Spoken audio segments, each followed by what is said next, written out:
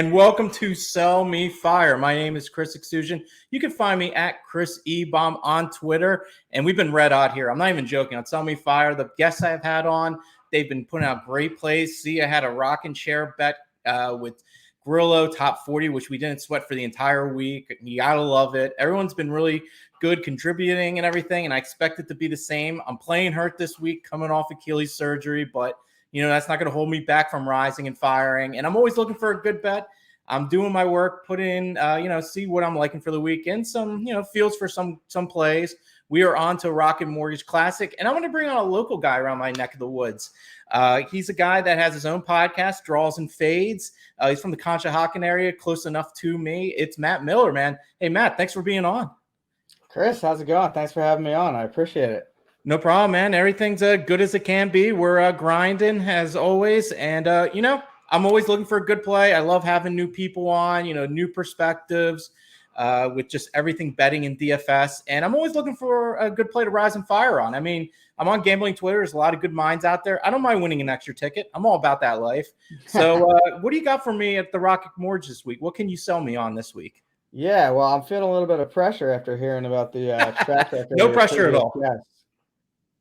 But I am going a little bold this week. I'm moving down the board. I'm looking at Callum Tarrant, top 10, plus 900 on DraftKings. He is first full year on tour. Got off to a little bit of a rocky start, but he's playing a lot better lately. He's made 8 of his last 11 cuts. He's got 2 top 10s in his last 4 starts. Starting to get things going, but I really like how he sets up this week statistically. I'm looking at kind of what's I think is going to be important this week at this course.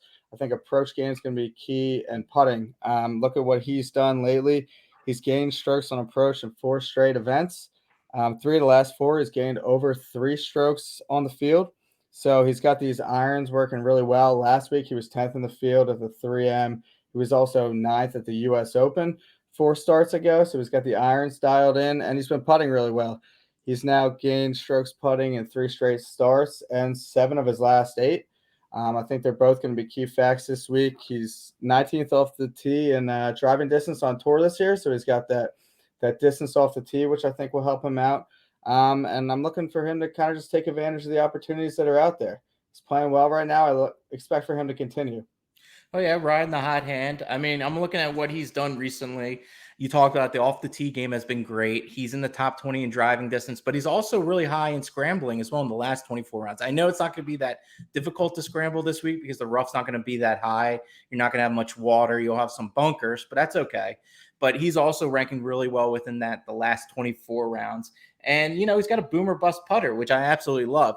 He has a chance to spike with the putter, and I think you're going to have to this week. It's been talked about by tons of people this week that you're going to need to have, especially a hot putter this week, a so-called putting fest. It's supposed to be this week. You're going to have to get into the minus 20 and everything like that. So I like the bold move. What number were you officially getting that at? Plus 900 for a top 10. All right. Right now on DraftKings.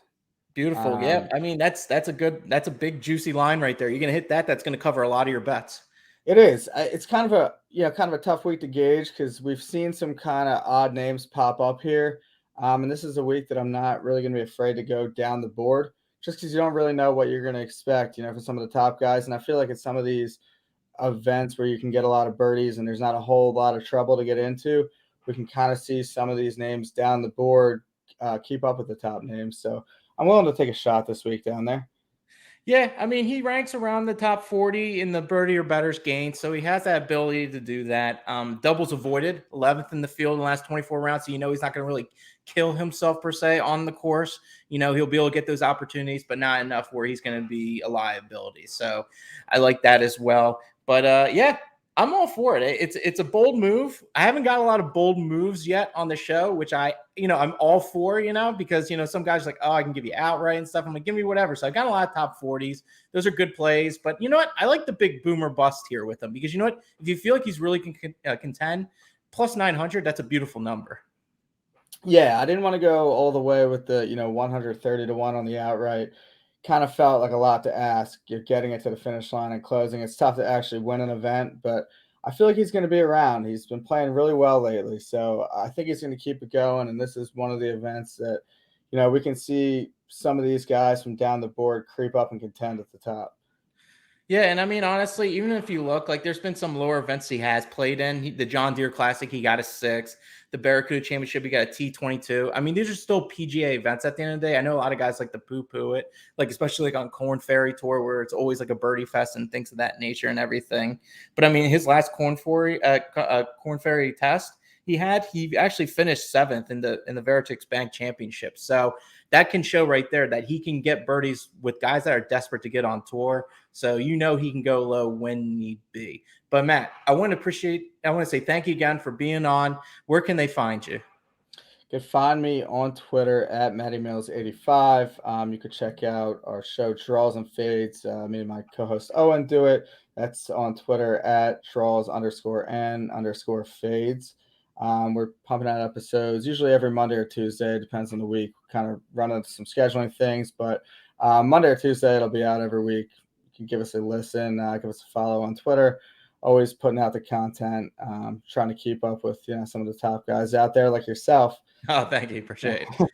I appreciate the touting of myself. I'm always a big fan of that. I don't get it often, but when I do like it. But I appreciate it. But are you gonna have a show this week? We are, yeah. Tomorrow Nice. night we're recording. Should be out probably sometime around 9 Eastern. Or you can check it out Wednesday morning. But yeah, we'll have that out tomorrow night. Recording around 7, so it should be out within a couple hours of that.